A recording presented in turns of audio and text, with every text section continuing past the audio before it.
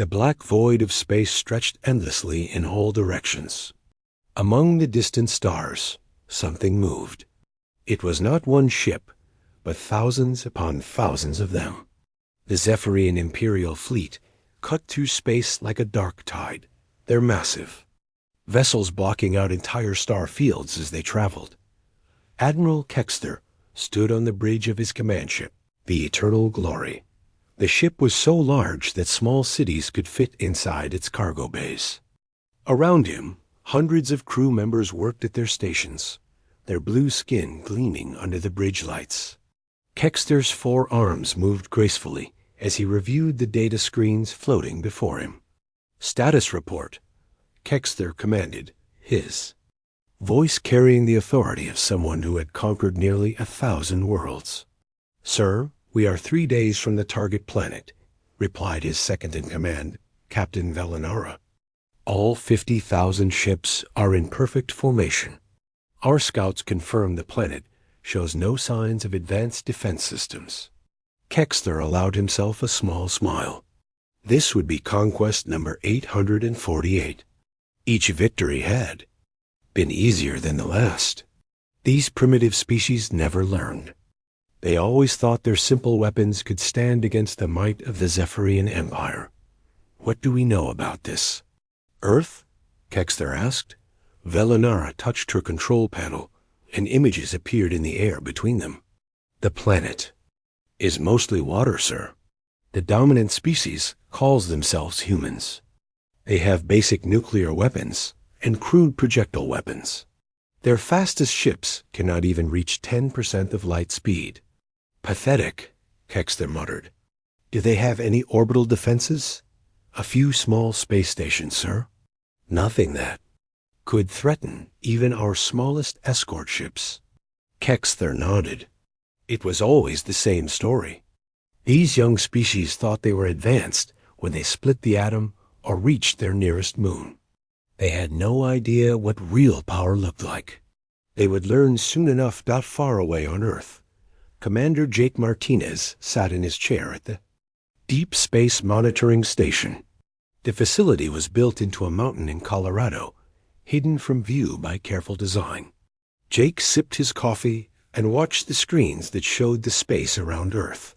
It had been a quiet shift until now. "Hey, Jake, come look at this," called Lisa Wong from her station. She was the communications officer, and her voice sounded confused.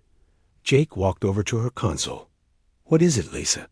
"I'm getting some weird readings on the long-range sensors. It looks like a lot of ships heading our way." Ben Parker, the tactical analyst, looked up from his station. "Define a lot, Lisa." Lisa checked her readings again. "The computer says 50,000 objects, but that can't be right." That would mean we have visitors," Jake said calmly. He had been expecting this day for a long time, though he had never said so to his team. Ben's eyes went wide as he ran his own scans.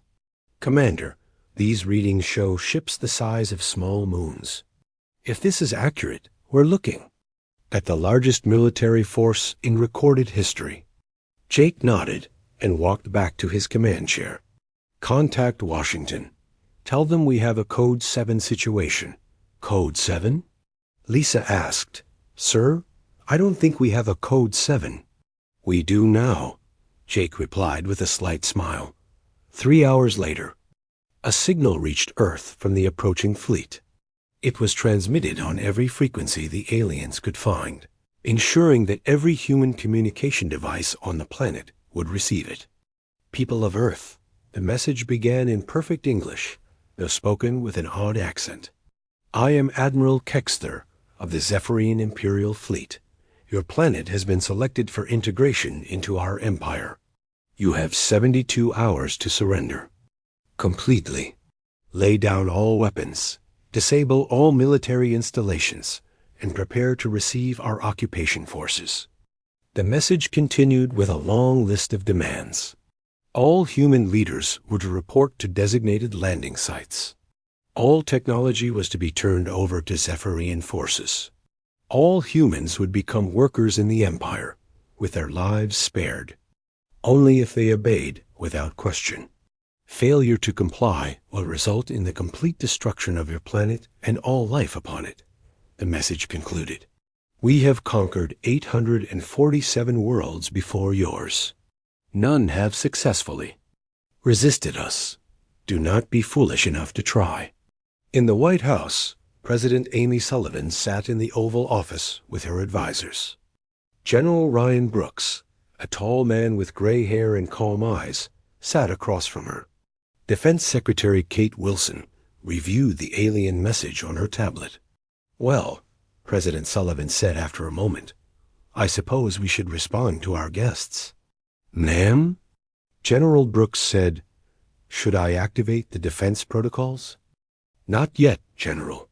Let's see if we can handle this diplomatically first. Kate Wilson looked up from her tablet. Ma'am, they're demanding complete surrender. I don't think they're interested in diplomacy. President Sullivan smiled. It was the kind of smile that her staff had learned meant she knew something they didn't. Kate, sometimes the best diplomacy happens after the other side realizes they've made a mistake. Back on his command ship, Admiral Kexter was already planning the victory celebration. His fleet would reach Earth in less than 3 days. By then, the humans would either have surrendered or they would be preparing to die. Either way, the outcome was certain. Kexter had read the reports about Earth's military capabilities. They had primitive aircraft that could barely break the sound barrier. Their largest warships were floating metal boxes that couldn't even leave their planet's atmosphere. Their most powerful weapons were nuclear bombs that could destroy cities, but would barely scratch the armor of a Zephyrian scout ship. Sir, Velinara reported, we're receiving a response from the planet. Already? Kexter seemed surprised. Most species take the full time to decide. What do they say? The message was brief and came from someone who identified herself as the President of the United States. Thank you for visiting our solar system. We appreciate the invitation to join your empire, but we must respectfully decline. We hope you will consider leaving peacefully. Earth wishes you safe travels. The bridge fell silent. Kexter read the message again. Then he began to laugh. They decline? He said between laughs. They hope we will leave peacefully? His laughter grew louder until it echoed through the entire bridge. Sir, Velinara asked carefully, should we prepare for immediate attack upon arrival? Kexter wiped tears from his eyes. Yes, prepare all weapons. These humans clearly need a demonstration of our power before they understand their situation. It will be a quick lesson. As the Zephyrian fleet continued toward Earth, both sides prepared for what was coming. But only one side truly understood what they were preparing for. The second day passed quietly on Earth. News stations around the world reported the alien ultimatum, but there was no panic in the streets. People went to work, children went to school, and life continued as normal. This puzzled the Zephyrian scouts who were monitoring human communications. Admiral Kexter studied the reports from his intelligence teams. They show no fear, he told Captain Velinara. Their leaders have not ordered evacuations. Their military has not mobilized. Are these humans too stupid to understand what is happening? Perhaps they are in shock, sir, Velinara suggested. Some species freeze when faced with overwhelming force.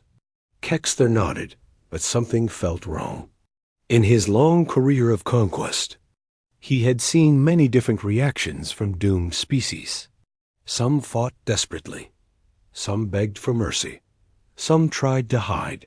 But none had ever acted like nothing was happening. Meanwhile, deep beneath the Rocky Mountains, General Ryan Brooks walked through corridors that did not appear on any public map. The facility stretched for miles underground, hidden from satellites and sensors. Brooks had waited his entire military career for this day, though he had hoped it would never come. General, said Colonel Pete Adams as he approached, all departments are reporting ready status. Excellent, Brooks replied. How long until full activation? 6 hours, sir. Dr. Collins says the main systems are charging faster than expected. Brooks smiled. Sam always was an optimist. Dr. Sam Collins stood in the center of what looked like a cathedral made of light and metal. Massive energy conduits ran along the walls, glowing with power that made the air itself hum. His team of scientists and engineers moved between control stations, each one managing systems that would have seemed like magic to the aliens approaching Earth. Power levels are at 60% and rising, called out Dr. Maria Lopez from her station. The quantum field generators are stable. Gravitational manipulators are online, reported engineer Tom Brady. All defensive grids are responding perfectly. Sam nodded with satisfaction. Humanity had been preparing for this day for decades. Not because they knew the Zephyrians were coming, but because they knew someone would come eventually. The universe was full of predators who mistook kindness for weakness. How are the surface installations? Sam asked. All disguised systems. Are ready, sir, Maria replied. To any outside observer, they still look like normal power plants, communication towers, and research facilities. Perfect, Sam said. The longer they think we're helpless, the easier this will be. On the other side of the country, Captain Nick Turner stood on the observation deck of what appeared to be an ordinary warehouse in Nevada. But appearances could be deceiving. Below the warehouse floor, vast hangar bays held ships that could make the Zephyrian fleet look like ancient sailing vessels. How many ships do we have ready? Nick asked his second-in-command, Lieutenant Kelly Ross. 200 primary vessels, sir, Kelly replied, plus support craft. That brings us to about 500 total. Nick raised an eyebrow. Only 500 against 50,000? Aliens might think that's unfair. Kelly grinned. Unfair to them, sir? Exactly, Nick said with a laugh. The human ships were unlike anything the Zephyrians had ever encountered. They were sleek and small, built for speed and precision rather than brute force. Each one contained technology that humanity had developed in secret, far from the watching eyes of galactic civilizations. As the final hours ticked away, President Sullivan held another meeting with her advisors. This time, they were joined by Dr. Collins, General Brooks, and Captain Turner via secure video link. Status report, the President said. All systems are ready, ma'am, General Brooks reported. We can activate full defenses at any moment. The fleet is prepared for launch, Captain Turner added. We're just waiting for your order. Dr. Collins leaned forward on his video screen. Ma'am, I should mention that our defensive systems are more powerful than we originally calculated. We might not even need the fleet. Better to be safe than sorry, Doctor, President Sullivan replied. Besides, our guests might need a more visible demonstration of our capabilities. Above Earth, the Zephyrian fleet had reached the edge of the solar system. Admiral Kexter stood on his bridge, looking at the small blue planet that would soon be his latest conquest. Sir, reported the weapons officer, we are in range for long-distance bombardment. Excellent, Kexter said. Target. Their major population centers. A few examples should convince them to surrender immediately. Targets locked, sir. Ready to fire. Fire, Kexter commanded. The Eternal Glory and 50 other command ships opened fire simultaneously. Beams of energy that could melt mountains shot across space toward Earth. Each beam carried enough power to destroy an entire city. It was meant to be a demonstration, a show of force that would break human will to resist. On Earth, warning alarms sounded in the underground facilities. Dr. Collins watched his screens as the incoming weapons appeared on his sensors. Here they come, he announced calmly.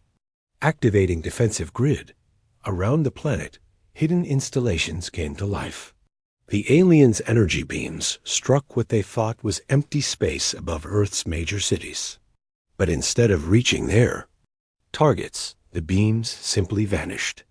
The destructive energy was absorbed by invisible barriers and redirected into Earth's power grid. Admiral Kexter stared at his screens in confusion. What happened? Where did our weapons go? Sir, the weapons officer said nervously, our energy readings show the beams just stopped. They didn't explode. They didn't reflect back. They just disappeared. Impossible, Kexter snarled. Fire again. Full power this time. The second barrage was twice as powerful as the first. This time, 100 ships fired simultaneously. The combined energy could have cracked a moon in half. But again, the beams vanished before reaching Earth's surface. Worse than that, the energy seemed to be feeding something. Earth's power signature was growing stronger with each attack, as if the planet was somehow eating their weapons and getting stronger from them. Sir, Captain Velinara said quietly, perhaps we should reconsider our approach. Admiral Kexter's 4 hands clenched into fists. In 847 conquests, nothing like this had ever happened. His weapons were the most advanced in the known galaxy. They could destroy planets, shatter moons, and burn away entire atmospheres. But somehow, this primitive little world was making his ultimate weapons simply disappear. Prepare for close assault, he ordered. We will crush them with our ships themselves if we must. Deep beneath Earth, Dr. Collins smiled as he watched the alien fleet begin moving toward the planet. General Brooks, he said into his communicator, I think it's time to let Captain Turner know he can launch his ships. Copy that, Doctor, came Brooks' reply. Captain Turner, you are cleared for launch. In his underground hangar, Captain Turner nodded to his crew. You heard the man. Let's go say hello to our visitors. The real battle was about to begin. The Zephyrian fleet moved closer to Earth like a dark storm cloud. Admiral Kexter ordered his ships into attack formation. If their long-range weapons would not work, they would use their massive ships as weapons themselves. Each command vessel was large enough to cause earthquakes just by landing on a planet.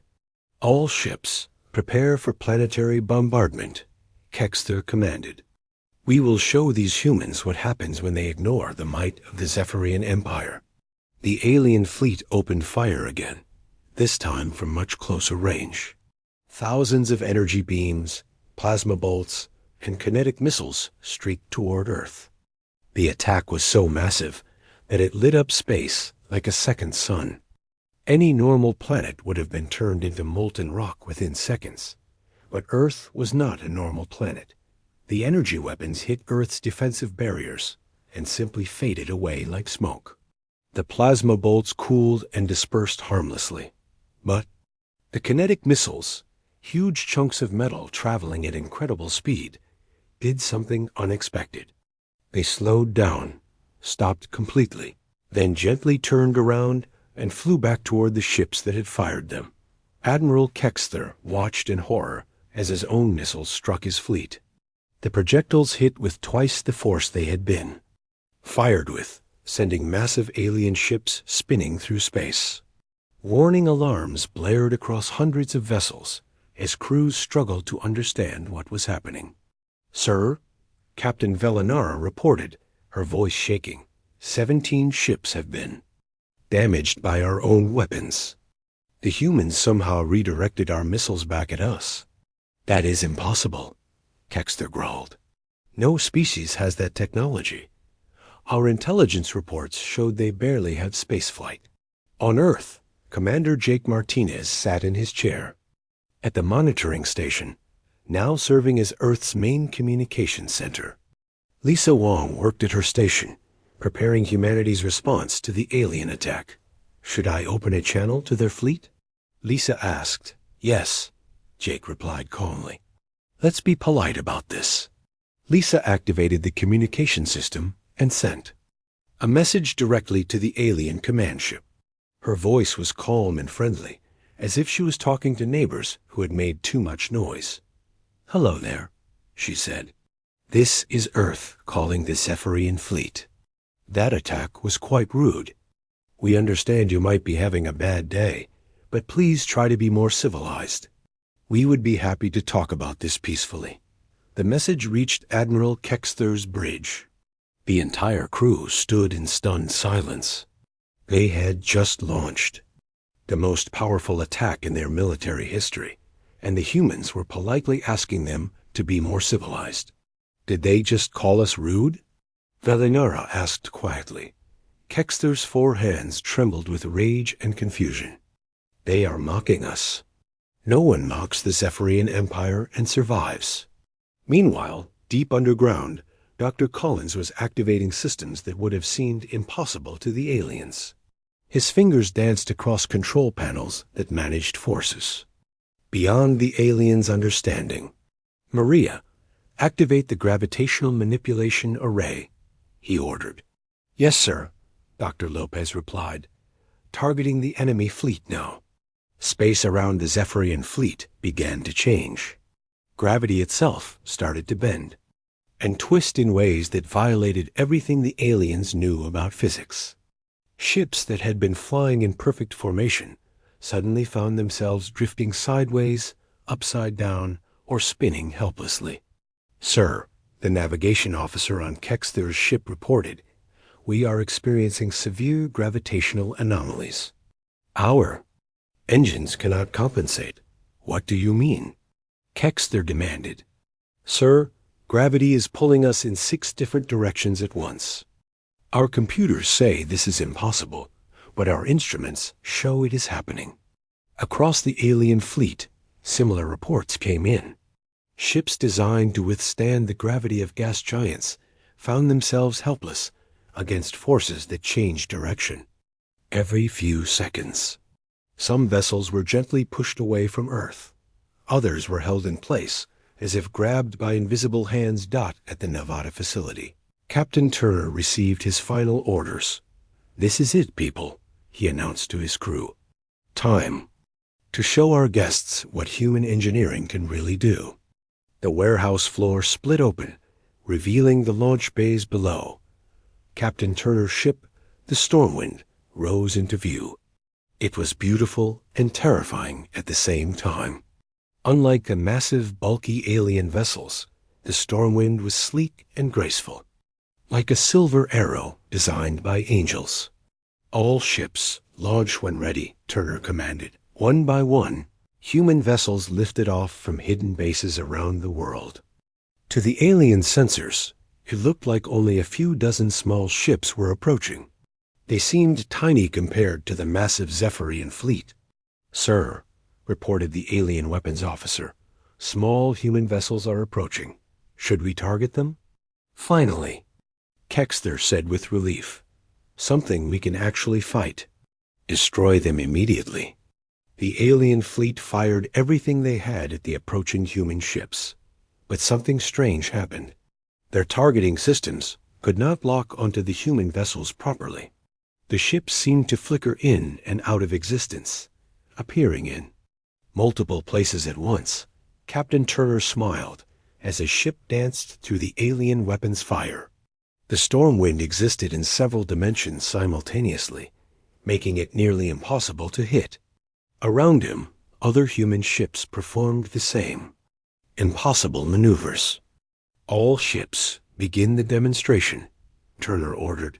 The human fleet suddenly multiplied. What had appeared to be 50 ships became 500, then 5,000. Each ship split into multiple copies of itself, phasing through different realities.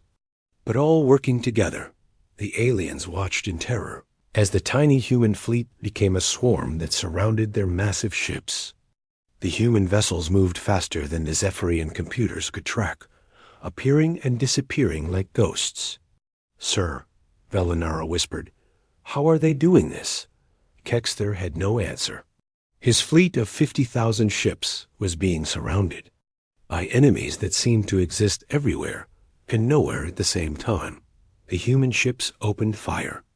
But instead of trying to destroy the alien vessels, they aimed for specific systems. Weapons arrays went offline. Engine systems shut down.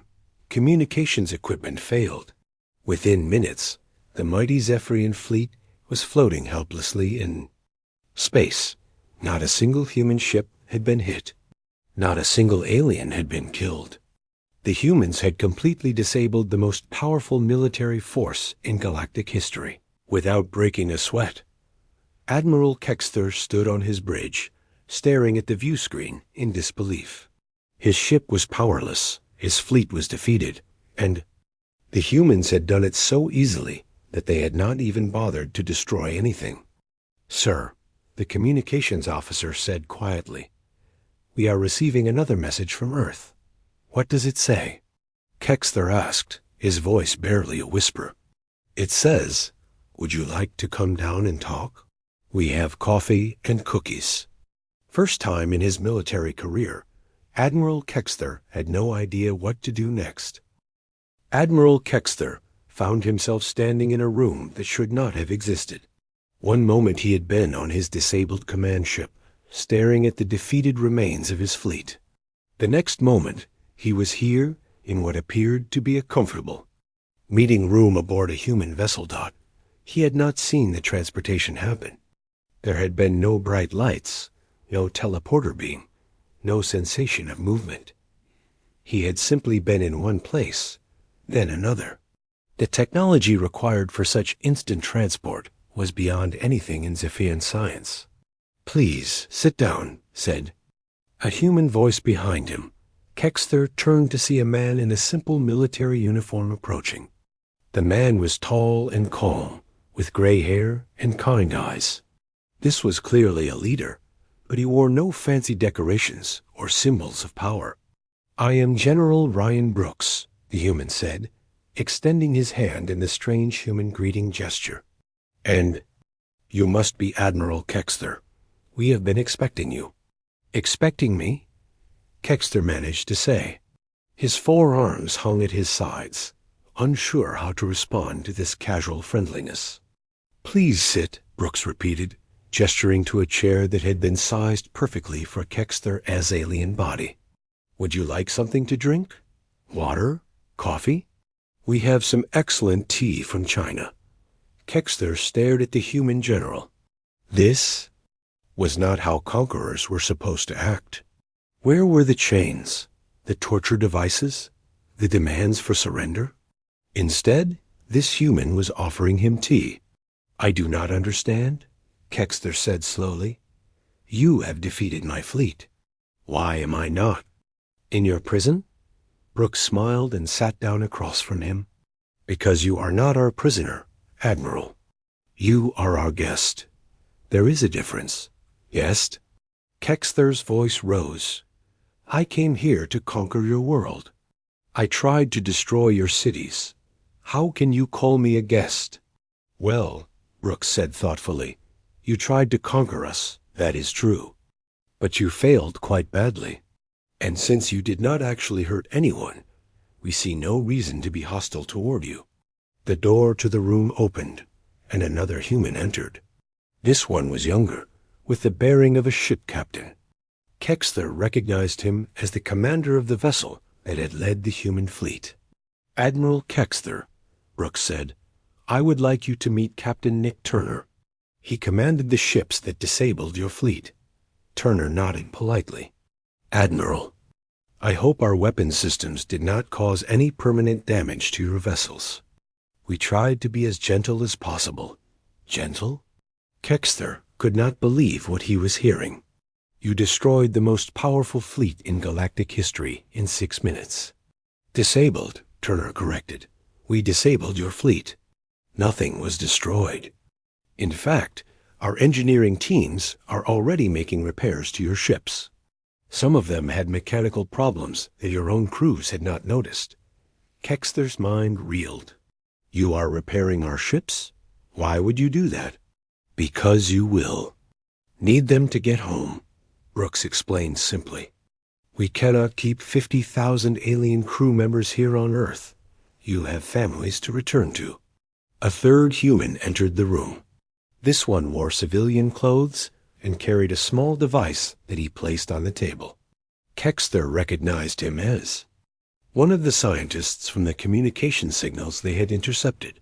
"Admiral," Brooks said, "this is Dr. Sam Collins. He designed most of the systems that ... Well, that made your invasion so unsuccessful." Dr. Collins sat down and activated his device. A three-dimensional image appeared above the table, showing the Zephyrian fleet in perfect detail. But the image showed much more than what the aliens' own sensors could detect. "This is what your fleet actually looks like," Collins explained. "Not just the ships, but the energy patterns, the gravitational distortions, the quantum signatures. We have been monitoring your approach for weeks." Kexter stared at the image. It showed details about his own ships that he had never seen before.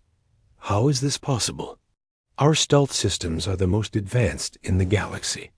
"Actually," Collins said gently, "they are quite primitive. We developed better stealth technology about 300 years ago. Your ships were as visible to us as if they had been painted bright yellow." 300 years? Kexter whispered. Brooks leaned forward. "Admiral, I think there has been a misunderstanding.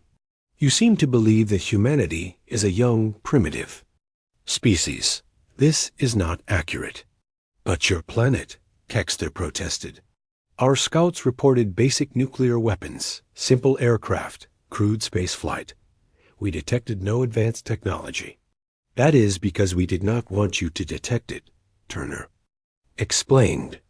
"We have been watching the galactic community for a very long time. We know about species like yours that go from world to world, taking what they want by force." Collins touched his device again. The image changed to show human technology. Ships that could travel between dimensions. Weapons that could manipulate time itself. Defensive systems that could absorb the energy of a star. "This is what human technology actually looks like," Collins said. "We have had interstellar travel for over 1,000 years. We have had faster-than-light communication for 800 years.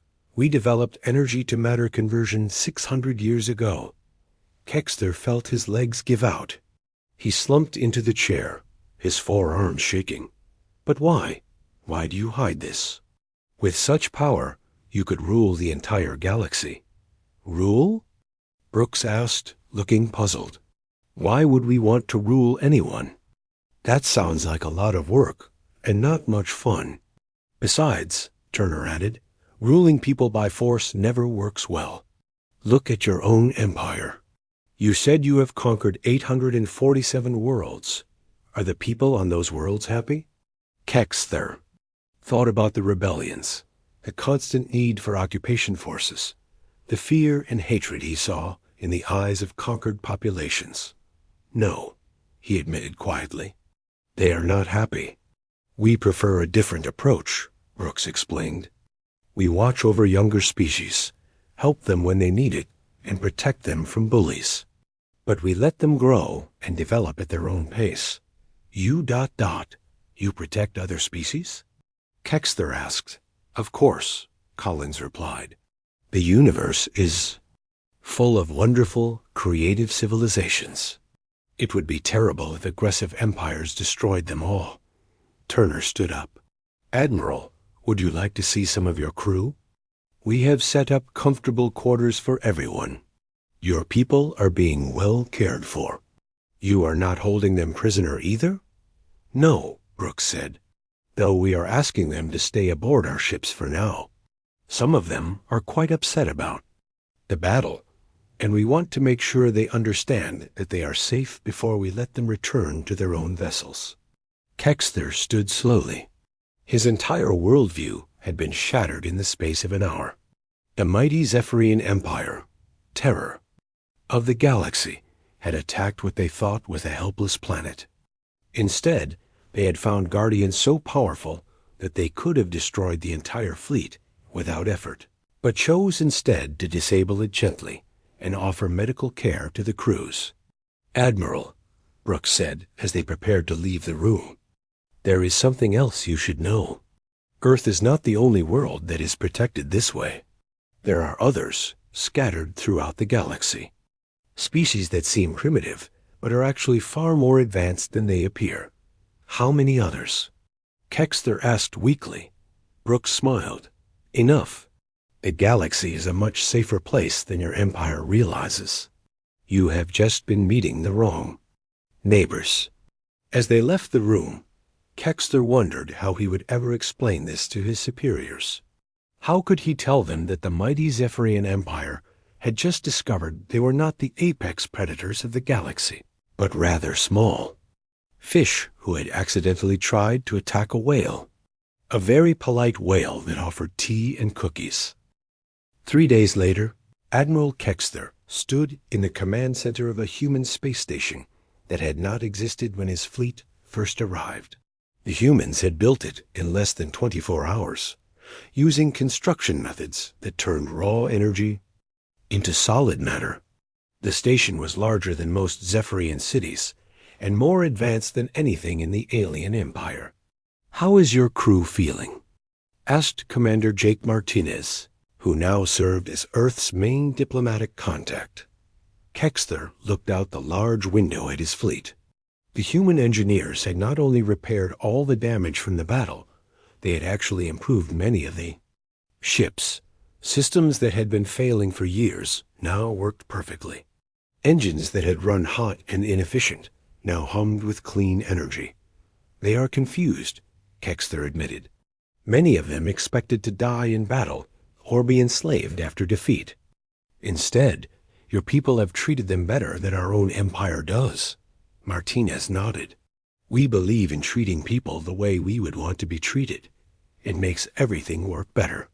Dr. Collins approached them, carrying a datapad and looking pleased. "Admiral, I have some good news. We have finished upgrading your communication systems. Your ships can now send messages instantly across the galaxy, rather than waiting weeks for signals to travel. You have given us faster communication technology?" Kexter asked in amazement. "Among other things," Collins replied. "We also fixed your life support systems, improved your food processors, and updated your medical equipment. Your crews will be much more comfortable on the journey home."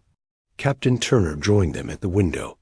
"Admiral, we have also taken the liberty of adding some new defensive systems to your ships.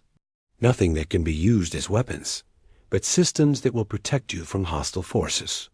"Why would you do this?" Kexter asked. "We came here as your enemies." "You came here as confused visitors," Martinez corrected gently. "You were not really our enemies. You just did not understand the situation." President Sullivan appeared on a large screen nearby, speaking from the White House. She looked calm and friendly, the way she had throughout the entire crisis.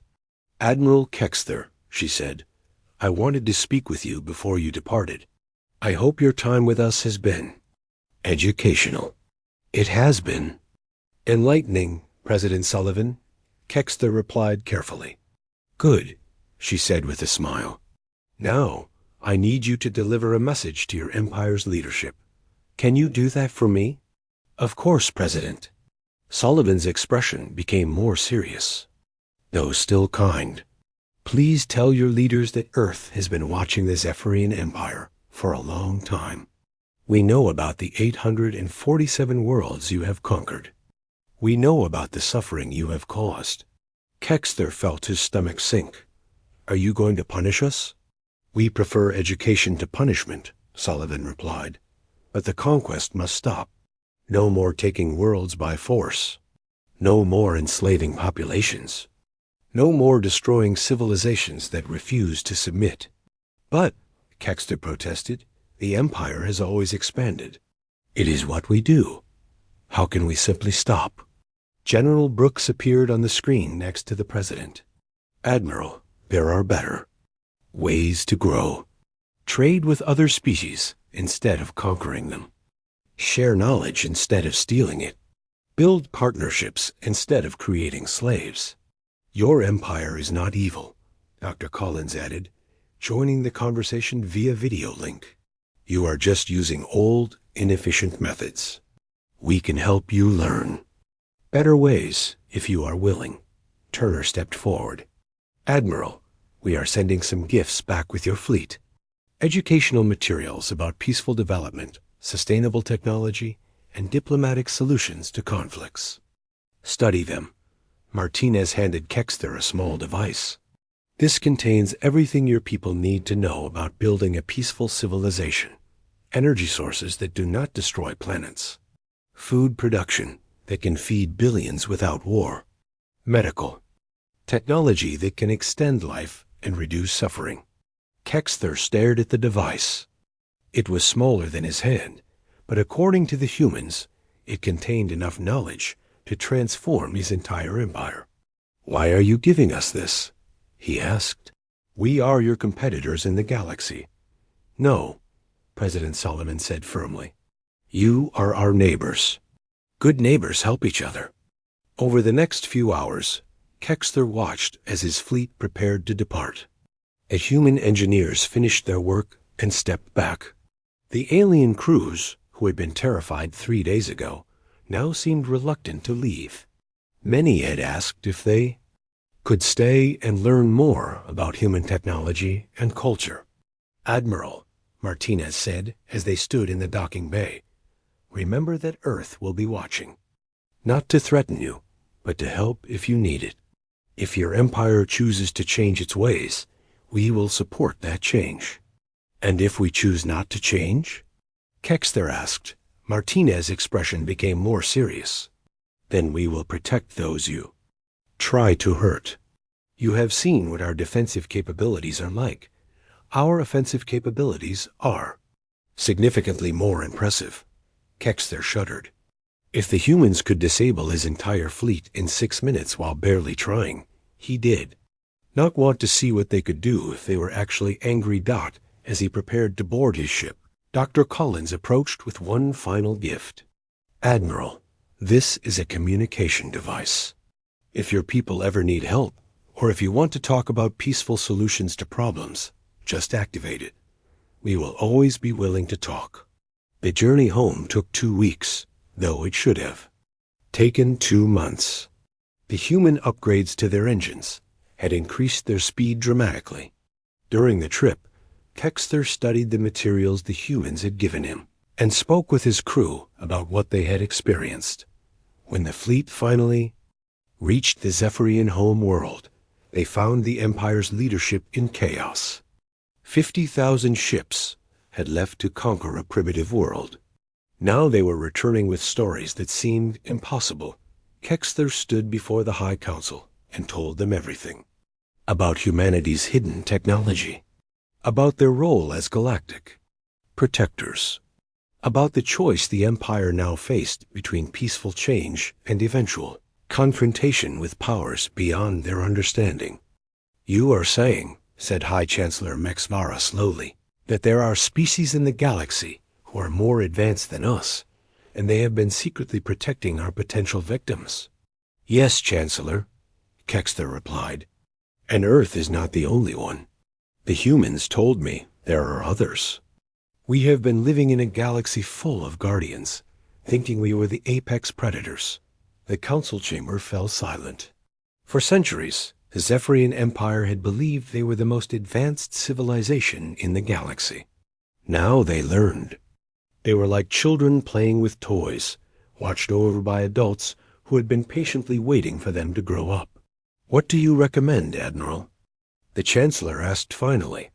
Kexter thought about the kindness he had been shown, the technology he had been given, and the choice that lay before his people. I recommend we learn, he said. The humans have offered to teach us better ways. Ways that can make us truly great, instead of just feared. Months later, the first Zephyrian diplomatic mission arrived at Earth. They came not as conquerors, but as students. The Zephyrian Empire began the slow process of changing from a military dictatorship into something better. And across the galaxy, other aggressive species began to hear whispers about the small blue planet where mighty fleets went to learn the difference between power and strength, between conquest and greatness. Earth continued to watch, to protect, and to teach. Because That was what good neighbors did.